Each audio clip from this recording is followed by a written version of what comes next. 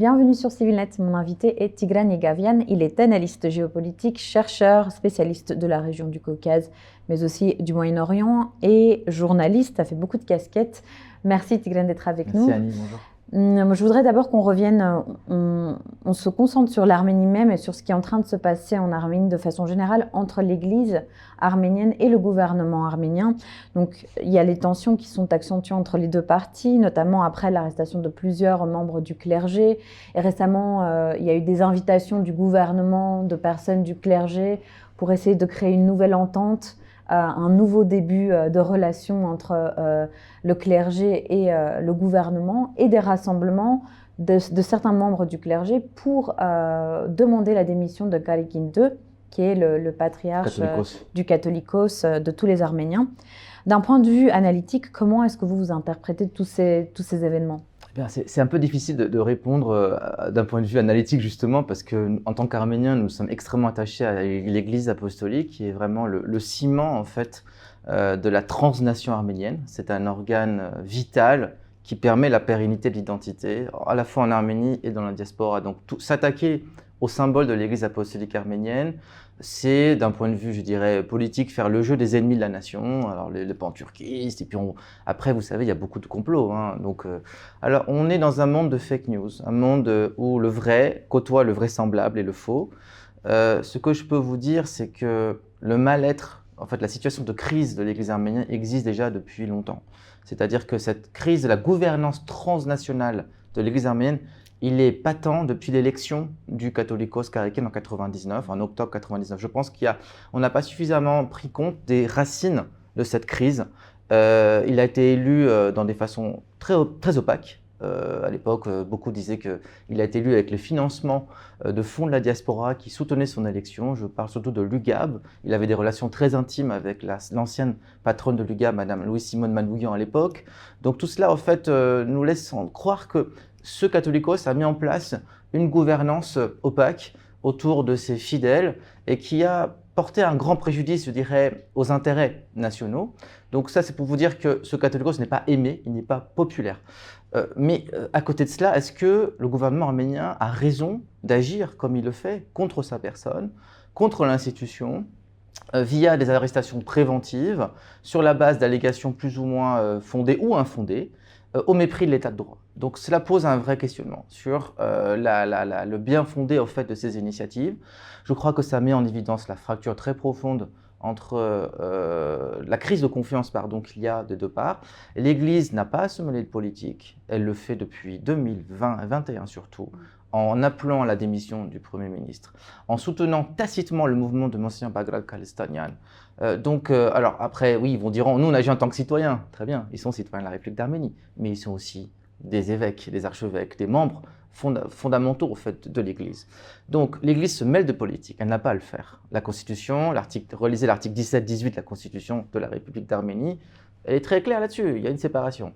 Mais le gouvernement n'a pas à se mêler de l'Église aussi. C'est-à-dire que ce que fait le gouvernement, ça évoque la mémoire des débuts de la soviétisation du pays. En 1921, le pouvoir bolchevique avait mis en place une église du peuple, entre guillemets, pour casser en fait, la colonne vertébrale de cette église et de la désacraliser en quelque sorte. Et moi, je trouve que tout le monde est perdant. Ça affaiblit l'Église, ça affaiblit la nation, ça affaiblit l'État, le fait qu'il y ait cette confusion des genres, le fait qu'il n'y a pas un véritable concordat, un régime de concordat, je ne dis pas une séparation claire, mais au moins qui établissent les règles, qui fait quoi, jusqu'où peut intervenir l'État, pourquoi on ne parle pas des vrais problèmes, les problèmes de fiscalité, les problèmes aussi, je dirais, de pastoral, qui sont des vrais problèmes, parce que le peuple arménien qui a souffert tant de chocs, tant de bouleversements depuis la désastreuse guerre de l'Artsakh, a besoin de sens.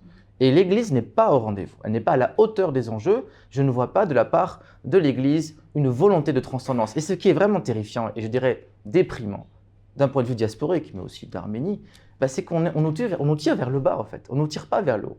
Normalement, en fait, le rôle de l'Église, c'est d'être une veilleuse de conscience, un refuge de la foi, une gardienne de l'institution, une gardienne des valeurs nationales, mais aussi, je dirais, un agent de la transcendance, c'est-à-dire nous pousser vers le haut pour s'armer spirituellement et pour faire face à tous ces défis existentiels qui détruisent l'âme, qui détruisent de l'intérieur les Arméniens. Et ce n'est pas une coïncidence si les sectes pullulent autant en Arménie. Vous avez les témoins de Jéhovah, vous avez les Mormons, vous avez Parole de vie. Toute cette crise morale, en fait, elle fait le jeu des sectes qui minent, en fait, le moral des Arméniens. Donc oui, je suis très inquiet et je pense que ni l'Église, ni le pouvoir civil est à la hauteur des enjeux et que les vrais problèmes ne sont pas discutés. Au lieu de cela, on assiste à un étalage, un déballage, pardon, de choses dégradantes de la part à la fois du gouvernement, hein, rappelez-vous tous les propos du Premier ministre qui sont dégradants, mais aussi de l'Église qui n'est pas au rendez-vous. C'est un effondrement spirituel? C'est un effondrement multiple. Il est spirituel parce qu'il n'y a pas de transcendance, il n'y a pas de foi, il n'y a pas d'élévation, il n'y a pas d'humilité. Chacun, en fait, veut porter le drapeau du nationalisme arménien et incarner une légitimité. Chacun veut incarner, être le seul porte-parole de la légitimité. Mais pour cela, il faut donner un peu d'exemple. Et quand vous voyez le passif de cette église depuis 1999, j'ai envie de leur demander, vous étiez où pendant le blocus de l'Artsakh? Quand la population de l'Artsakh crevait de faim, pourquoi vous n'étiez pas plus mobilisés pour accueillir les réfugiés? Vous étiez où pendant toute la décennie de Kocharian et de Sarkissian? Vous étiez avec le pouvoir, vous étiez avec les oligarques. Donc, comment, d'un point de vue, je dirais lambda, on peut prendre parti pour une église qui a pris le parti des riches, le parti du pouvoir économique? Cette église est un acteur économique aussi. Elle est propriétaire des supermarchés Norzovsk. Elle fait de la politique. Donc à un moment, on se dit il faut quand même assainir cette gouvernance. Il faut en finir aussi avec ce modèle de l'église verticale qui est très inspiré du modèle russe, de KGB. Ce n'est pas un secret, d'ailleurs, des travaux ont explicité que l'actuel Catholicos a servi en Allemagne de l'Ouest à la fin des années 70 en tant qu'agent du KGB soviétique, ce qui n'est pas du tout, je dirais, un fait isolé. C'était le cas pour beaucoup de hiérarques des églises orthodoxes qui servaient en diaspora. À l'époque, le pouvoir soviétique avait besoin des églises russes, arméniennes, géorgiennes pour, je dirais, servir de courroie de transmission, d'influence et de servir donc les intérêts de l'Union soviétique. C'est tout à fait, je ne dis pas normal, mais compréhensible. C'est pas, voilà. Mais là où ce n'est pas compréhensible, c'est pourquoi il n'y a pas une prise de conscience et une autocritique de la part des acteurs concernés et surtout une transcendance qui tarde à émerger. Il y a aussi auprès de la population arménienne de façon générale critique ces arrestations qu'elle constate quand même arbitraires et puis quand même toucher l'Église qui est quand même un symbole assez sacré. C'est compliqué, mais pour autant, la majorité de la population arménienne n'est pas forcément avec Kalegin ou avec justement l'Église apostolique. Ça montre aussi la méfiance aussi d'une population face à une Église qui est censée être… Parce qu'il y a une apathie.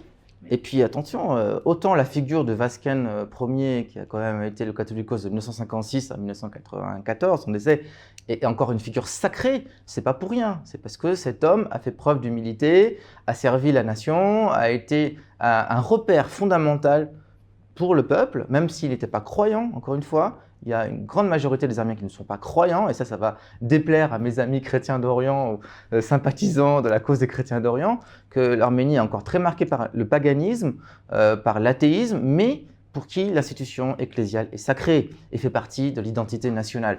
Donc on a vraiment besoin de repères, on a besoin de sens et de dignité. Et je crois que la polarisation actuelle, elle dessert tout le monde.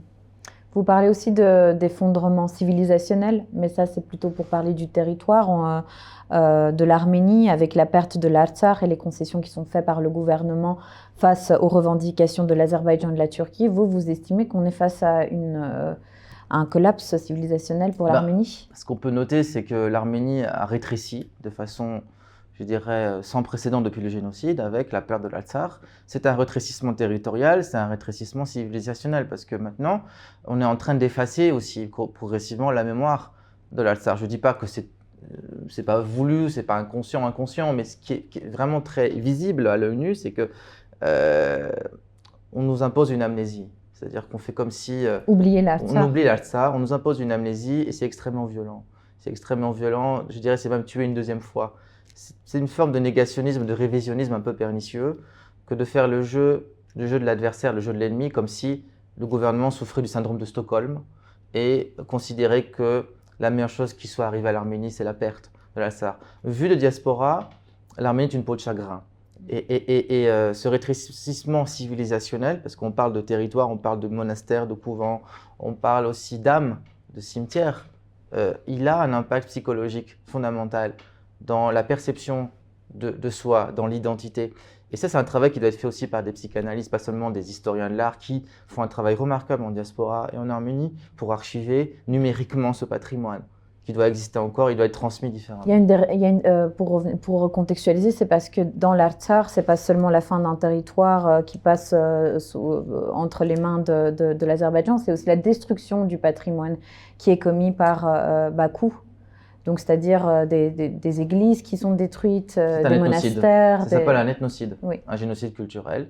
Et il se fait dans l'indifférence du gouvernement, il se fait dans l'indifférence relative de la communauté internationale. Regarde l'UNESCO qui joue le jeu de la diplomatie du caviar. Qui a réélu, en fait, où l'Arménie et l'Azerbaïdjan ont tous les deux été de nouveau élus membres de l'UNESCO. Donc, l'Azerbaïdjan, c'est quand même étonnant, sachant que. Il y a tout ce qui se passe dans l'Artsakh, en fait. Et tout cela est extrêmement violent pour un Arménien moyen qui n'est... Je dirais, le peuple arménien, c'est un peuple normal pour un destin anormal. Et il reçoit dans un laps de temps extrêmement court, on va dire sur 5-6 ans, une série de coups, je veux dire extrêmement violents, à la fois de l'extérieur et de l'intérieur. Donc dans cette configuration-là, revenons au sujet de l'Église. L'Église doit être là pour apporter une réponse, un soutien, une vision, et la renforcer spirituellement pour faire face à ces défis existentiels. Et encore une fois, les élites, quelles qu'elles soient, aussi de la diaspora, ont une responsabilité historique et doivent être à la hauteur de cet enjeu. Moi, je voudrais maintenant qu'on s'attarde un peu sur les relations entre l'Arménie et la diaspora, justement. Vous avez une thèse en parlant de l'Arménie. Vous dites que ce n'est pas un État-nation, mais plutôt un État hybride. Vous pourrez expliquer. Et ce, notamment à cause de sa relation plutôt boiteuse avec la diaspora. Disons que la tendance, elle est vers, je dirais, la dédiasporisation, vers la normalisation. Alors, il y a le grand discours de l'Arménie réelle versus l'Arménie historique. Ce qui est évident, c'est que d'un point de vue démographique, c'est à peu près 40-35% du peuple arménien qui vit au sein des frontières de la République d'Arménie. On a beaucoup de mal à superposer l'État, la République d'Arménie sur la nation, la transnation, pour reprendre la formule du professeur Tolelian, la transnation arménienne. Et il n'y a pas vraiment une volonté d'imposer un récit, un narratif fédérateur autour des fondamentaux, ce qu'en géographie on appelle les iconographies, c'est-à-dire la mémoire du génocide, la langue, l'arménien oriental, l'arménien occidental. Il y a une volonté, je dirais même, de casser le lien avec une diaspora trop politique. Ce qui embête beaucoup ces autorités qui sont pressées dans leur agenda pour la paix d'être réélues à tout prix en juin prochain, et ça c'est un vrai enjeu, avec la garantie d'un accord de paix, c'est justement gagner du temps et de dépolitiser au maximum cette diaspora qui empêche de tourner rond, qui est comme un caillou dans la chaussure. Hein. Donc le discours de l'Arménie réelle, c'est-à-dire ne regardez plus l'Ararat, enlever l'Ararat des tampons, des passeports, ça exerce une violence symbolique extrêmement brutale, extrêmement forte. Donc l'Arménie n'est pas encore un État-nation pour plusieurs raisons, parce que c'est un État en construction, mais un État qui a besoin, je crois, de plus de temps, de plus de paix pour consolider ses assises, et le fait que les enjeux sont tellement critiques qu'ils ont choisi de s'amputer de la diaspora, de s'amputer de l'Artsakh, de s'amputer aussi de son histoire pour construire quelque chose de pas facilement reconnaissable, mais ça met en évidence en fait un débat qui existait déjà dans les années 90 sous la présidence de Levon Tepetosyan, c'est quel État on veut. Est-ce qu'on veut un paradigme, un principe basé sur le patriotisme civique, c'est-à-dire être arménien d'abord celui qui est citoyen, et ça c'est tout à fait légitime et respectable, c'est-à-dire payer les impôts, servir l'armée et participer au développement économique de cet État, donc arménien d'Arménie et expatrié arménien, communauté transnationale.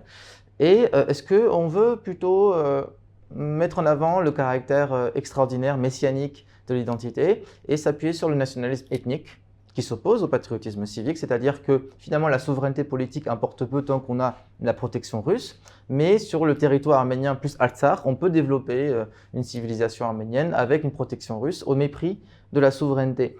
Et je crois on n'a pas encore tranché vraiment en fait sur ces deux concepts, et les forces traditionnelles de la diaspora, je pense surtout à la FRA d'Ashnak Soutoun, mais pas uniquement, sont plutôt porteuses de ce discours de nationalisme ethnique, au nom des impératifs de la cause arménienne, au nom des combats du peuple arménien, au nom de son histoire. Et forcément, ce n'est pas du tout, c'est tout à fait évident que ça rentre en collision avec le discours de l'Arménie réelle porté par la diplomatie arménienne. Et moi, je propose plutôt une répartition des tâches, c'est-à-dire une division des tâches, pardon.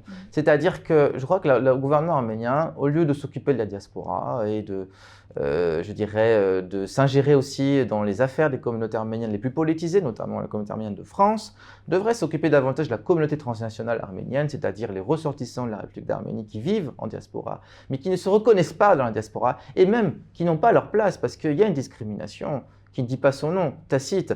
Il y a un déficit de représentativité. Une grande partie des Arméniens issus d'Arménie ne se retrouvent pas dans les structures traditionnelles de la diaspora. Et ça ne m'étonnerait pas d'ailleurs qu'elles boycottent en masse les prochaines élections qui vont avoir lieu au sein du CCAF. Donc à l'Arménie de prendre soin de ses nationaux, mais aussi à la diaspora de se prendre en charge, traditionnelle, et de mener à bien les combats du peuple arménien, mais sans porter tort à l'Arménie, sans critiquer le gouvernement arménien, mais qui s'occupe, je dirais, du combat des otages, du combat de l'Artsakh, du combat en général du peuple arménien. Donc en fait, pour un petit peu reprendre ce que vous dites, vous mettez une distinction entre la diaspora, donc ce que vous qualifiez la diaspora, c'est plutôt la génération post-1915, qui après 1915 a grandi dans différents pays du monde, au-delà de tout ce qui est des territoires arméniens. Et alors, la communauté transnationale, c'est la communauté d'Arméniens d'Arménie, de la République d'Arménie, qui est partie, ce sont les ressortissants du pays qui ont commencé à construire leur vie à l'extérieur. Et donc, ce que vous dites, c'est qu'il y a vraiment une différence fondamentale en termes de culture, en termes de langue, de rapport à l'Arménie, de rapport à la République de l'Arménie.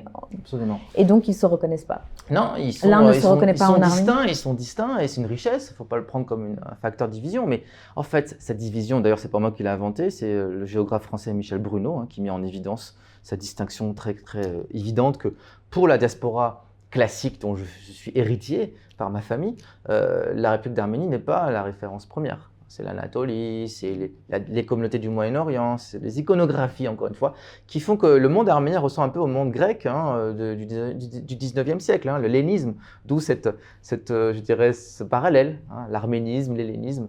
Et puis pour la communauté transnationale, l'Arménie est une réalité palpable. Identifiable, une référence première, un marqueur identité premier. Ce qui fait que le rapport à la mémoire ne va pas être le même, le rapport à l'identité ne va pas être le même, le rapport au pays d'origine, de référence ne va pas être le même. Et je crois qu'il faut tenir compte de ces distinctions pour pouvoir travailler en meilleure intelligence sur des projets. Je n'ai pas dit qu'il faut boycotter l'Arménie, bien au contraire, mais j'ai dit qu'il faut mettre en avant les points forts, les points faibles, les talents, là où la communauté transnationale, elle a un impact, c'est sur l'économie, parce qu'on ne va pas se voiler la face. Si vous faites un petit peu les statistiques, le fonds arménien mondial, c'est 15 millions d'euros, de dollars, à peu près de fonds, enfin de collecte annuelle. Donc, ce n'est pas très significatif par rapport aux milliards et demi de remises, l'argent que renvoient les expatriés arméniens de Russie, des États-Unis et du reste du monde pour le développement de l'Arménie et pour maintenir une population ici sur place. Donc à l'Arménie, au gouvernement arménien, mais aussi aux organisations, aux partenaires, de considérer cette distinction pour pouvoir mettre en place des programmes porteurs de sens. Et Pachinian, pour vous, il fait cette distinction et il mise plutôt sur sa communauté transnationale dans son discours. Il ne le dit pas explicitement, mais quand on analyse par exemple les programmes du Haut-Commissaire à la diaspora, je vous mets au défi de trouver dans ces programmes, que ce soit eCourts ou les Young Ambassadors, des membres de la diaspora classique. Ils sont ultra minoritaires s'ils n'existent pas. C'est-à-dire qu'il y a une priorité, mais je pense que c'est implicite, pour plusieurs raisons. N'oubliez pas aussi une chose, c'est qu'il y a un rejet de la part de beaucoup de diaspora classiques contre le gouvernement Pachinian. C'est-à-dire qu'il y a un amalgame entre il y a l'État et le régime, pas clair, vous critiquez Pachinian, vous critiquez l'Arménie. Donc ce n'est pas du tout une coïncidence si des gens qui sont issus de l'Arménie, mais qui n'ont pas vécu en Arménie, mais qui viennent de l'Arménie, qui ont grandi en diaspora, qui ne se retrouvent pas dans les structures traditionnelles, vont être plus à même de participer à des programmes qui sont tout à fait louables au profit du Haut-Commissariat à la diaspora. Il y a aussi un autre fait qui vous inquiète, c'est le fait que la diaspora se perd un petit peu donc dans sa culture, dans son histoire. Elle a une culture et une histoire très spécifique en dehors de son territoire et que c'est plutôt là-dessus que la diaspora doit miser et continuer à préserver et à développer plutôt que de s'intéresser au final à ce qui se passe au niveau politique en Arménie. Ça vous dit. Donc la diaspora devrait se distancier un petit peu du pouvoir politique arménien. C'est pas ses affaires, et plutôt de se concentrer sur son avenir à elle. Absolument.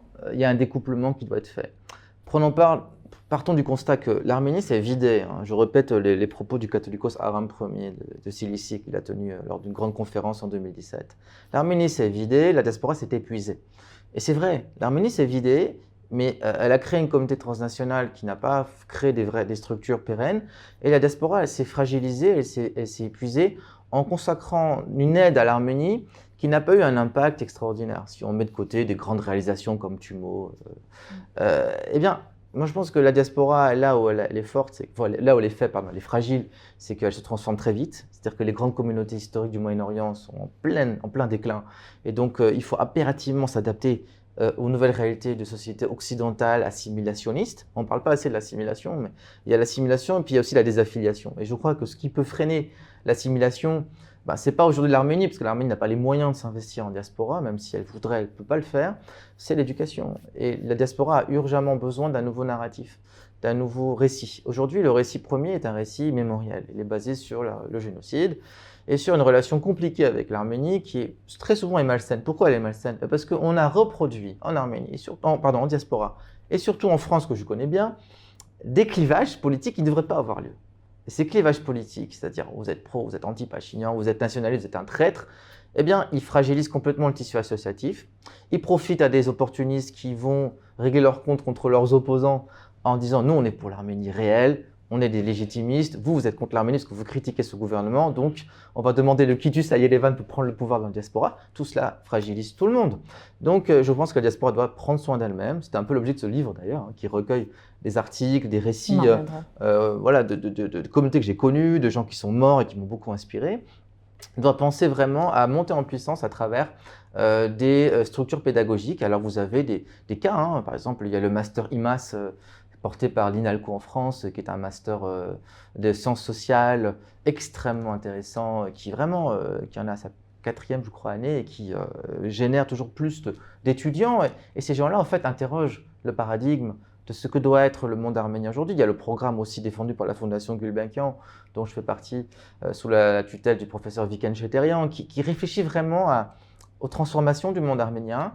Et je crois que nous avons urgemment besoin d'écrire un nouveau récit, un nouveau narratif. Parce que redéfinir l'identité arménienne. Oui, une identité en transformation, une identité hybride. La diaspora de 2025-26 n'a rien à voir avec celle des années 1980.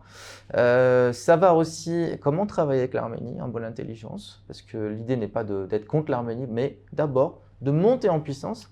Et je crois que nous avons impérativement besoin de leadership. Un leadership, je n'ai pas dit seulement politique, mais de figures dans le monde des affaires, dans le monde de la pensée, dans le monde universitaire, qui soient capables de fédérer en fait, des jeunes en quête de sens autour d'une redéfinition du monde arménien, un monde riche, un monde stimulant, un monde globalisé avant l'heure. Et tout cela doit être fait, je dirais encore une fois, dans une gestion saine des égos. Et ça aussi, c'est un vrai problème. Et justement, vous l'avez évoqué, mais on va en parler aussi. Vous avez écrit un livre qui s'appelle, vous n'avez pas écrit un livre, ça s'appelle Escale arménienne, donc ça vous l'avez publié récemment. Et donc Escale arménienne, Tigran, c'est un recueil de votre travail journalistique sur plusieurs années. Vous avez évoqué l'identité arménienne à travers vos voyages, que ce soit en Turquie, en Arménie et dans la diaspora. Pourquoi est-ce que vous avez senti qu'il y avait une nécessité à publier ce genre d'œuvre? Parce qu'il y a une prise de conscience après la guerre 2020, le nettoyage hygiénique, que l'Artsakh malheureusement n'existe plus sur la carte politique. Mais la diaspora aussi a beaucoup perdu au bout des 33 dernières années. Ce qui s'est passé en Syrie a été épouvantable. Ce qui se passe au Liban est une vraie catastrophe pour le monde arménien, c'est-à-dire la perte d'un tissu communautaire, d'une civilisation post-silicienne. Et donc la conscience que nous vivons dans un monde extrêmement fragile. Et la presse arménienne de diaspora, elle joue un rôle fondamental en tant que gardienne d'une mémoire collective. Mais cette mémoire, elle est fragilisée aussi par l'absence de pérennité de cette presse, puisque les médias arméniens ne se portent pas très bien, ils ont du mal à s'adapter aux enjeux de la mondialisation de diaspora. Arméniens dans la diaspora. Oui. La problématique des médias d'Arménie est différente. Les médias des diasporas, ils ont un rôle vraiment important dans la transmission de l'identité. Et donc mon propos était de recueillir des textes qui était paru pour la plupart dans le magazine France-Arménie, qui est un magazine militant, qui existe depuis 1982, mais qui vit avec ses lectorats, et son lectorat vit avec lui. Et donc il y a, je dirais, un vrai problème de transmission, et moi ce qui m'importe, c'est la transmission, parce que quand on a reçu une transmission, on a une responsabilité. Ça ne doit pas être un devoir, mais une responsabilité de transmettre, de former les jeunes générations, et aussi de témoignage, une urgence de témoigner, en fait, à la fois ces territoires, l'Arménie occidentale, c'est-à-dire ma patrie historique, que j'ai visité à plusieurs reprises, la Syrie, le Liban, Chypre, tout cela, qui composent des iconographies du monde arménien et qui sont extrêmement fragiles. Donc mon propos était de transmettre, et de transmettre aussi des émotions, une culture, mais dans un format qui soit accessible. Et je crois que le langage journalistique, et vous, en tant que journaliste, vous êtes bien placé pour le savoir, on a tous une responsabilité de transmettre dans un mode, je dirais, accessible. Et il y a quoi? La presse arménienne, dans notre réalité aujourd'hui, en Arménie comme en diaspora, elle joue un rôle fondamental qui n'est pas suffisamment valorisé. Donc, c'était un peu tout ça mon propos. Faire acte de transmission, témoigner d'un monde qui n'existe plus, témoigner aussi de gens, de dames, de grands artistes. Je pense à des grandes figures comme le sculpteur Arto Chakmakchan du Canada, mais qui est né, qui a grandi ici, enfin il est né en Égypte, qui est un homme extraordinaire, qui a beaucoup apporté pour le narratif justement de ce qu'est l'âme arménienne. Je pense au grand chercheur historien du Madinataran qui est décédé, Rachat Amrazian, un grand poète qui m'a beaucoup inspiré, grand écrivain d'Arménie qui est né au Javark, Levon Khrichoyan. Tous ces gens-là, je les ai rencontrés, je les ai connus, je les ai aimés. Ils sont tous décédés. Donc je pense que je voulais les redonner sens et vie à leur témoignage en faisant acte de transmission. Et donc en retravaillant des textes, ces portraits, d'autres textes encore, qui sont des grands entretiens aussi avec des intellectuels de la diaspora, mon propos était de montrer qu'il existe encore une pensée arménienne. Et que cette pensée, elle n'est pas figée dans le formol. Cette pensée n'est pas sclérosée. Cette pensée, en fait, elle nous invite à penser à réfléchir à un nouveau narratif et à montrer qu'on n'est pas réduit, en fait, à du folklore, c'est-à-dire la gastronomie, le génocide, Aznavour. Non, on est beaucoup plus que ça. Et donc, à nous, journalistes aussi, de participer à l'élaboration de ce nouveau narratif. Merci beaucoup Tigran pour cette interview. Merci Annie. Merci à vous d'être resté avec nous et continuez à suivre Civilnet.